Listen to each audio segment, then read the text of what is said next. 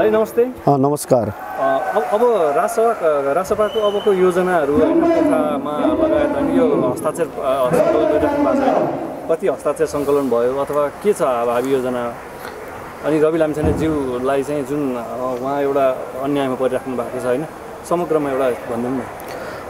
Firstly त म हृदयदेखि नै थ्याङ्क यू भन्न चाहन्छु हजुरको मिडियालाई जुन मलाई यो अवसर प्राप्त गर्नुभएको छ, मैले प्राप्त गरेको छु। Many thanks to you. हस्ताक्षर सङ्कलन अभियान जुन कि असार 7 गते हाम्रो केन्द्रीय कार्यालयबाट सुरु भइसकेको अवस्था थियो र त्यसै गरी 10 गते गण्डकी प्रदेशको समूह उद्घाटन भइसकेर हामीले 14 गते कास्की जिल्लाको चाहिँ समूह उद्घाटन एउटा बृहत बाइक र्यालीबाट उद्घाटन गरिसकेका छौँ। यसले ठुलो रूप, तीव्र रूप लिइसकेको अवस्था छ।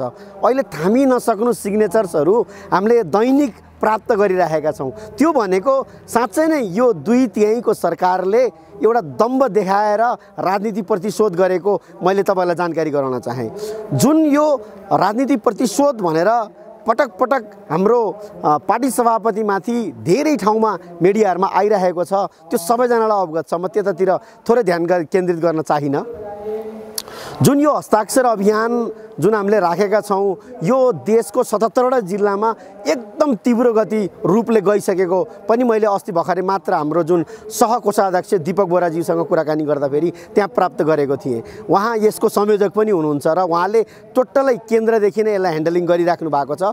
सबैजनाहरू मेन कास्केलीको हकमा मैले देख्दाखेरि, पोखरेलीको हकमा देख्दै गर्दाखेरि सबै उत्साह छन्। कहाँ हो सिग्नेचर? हामीले कुनै पनि ठाउँमा कहीँ पनि धेरै प्रचार गर्नै परेको छैन। जबकि मैले देखेको छु धेरै मिडियाहरूले यस्ता खालका समाचारहरू पनि छाप्नु भएको छैन। तैपनि जनता आफै सचेतमा भएर आफै तपाईँको चाहिँ यो सोसियल मिडियाको थ्रु उहाँहरूले थाहा पाएर प्रत्येक ठाउँमा जहाँ रवि लामिछानेको फोटो देखिएको छ, जहाँ रवि लामिछानेको राजनीतिक प्रतिशोध भनेर ती शब्दहरू लेखिएका छन्, त्यो देखेर आफै स्वतस्फूर्त त्यो ठाउँमा गएर कहाँ हो सिग्नेचर गर्ने, हामी सिग्नेचर गर्न चाहन्छौँ, हामी रवि लामिछानेलाई राजनीतिक प्रतिशोध भएको हामी नै ठान्दछौँ, हामी साइन गर्छौँ भनेर, हस्ताक्षर गर्छौँ भनेर आम पोखरेली आम जनताहरू अगाडि बढेर आफ्नो महत्त्वपूर्ण जुन सिग्नेचर छ, आफ्ना जुन एड्रेसहरू छ त्यसमा हामीलाई चाहिँ दिनुभएको छ। र आगामी दिनमा हामी 1 करोड जनताको हस्ताक्षर सङ्कलन गर्नमा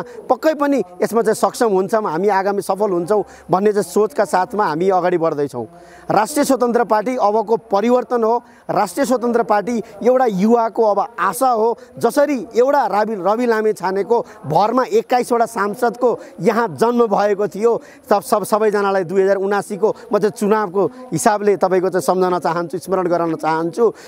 त्यसरी नै हाम्रा 21वटा सांसद रविको रूप लिइसकेका छन्। रवि लामिछानेको भन्दा अझ अब्बल रूपमा अगाडि बढेको देखिरहेको छु मैले। साथीहरू हेर्नुहोस्, उहाँले जसरी इन्टु 21 बनाउनु भएको थियो रवि लामिछानेले, त्यसरी नै हाम्रा 21वटा सांसदले इन्टु कतिवटा बनाउने हुन् यो आगामी 2084 मा देखाउँला, त्यतिखेर भेटौँला भन्न चाहन्छु।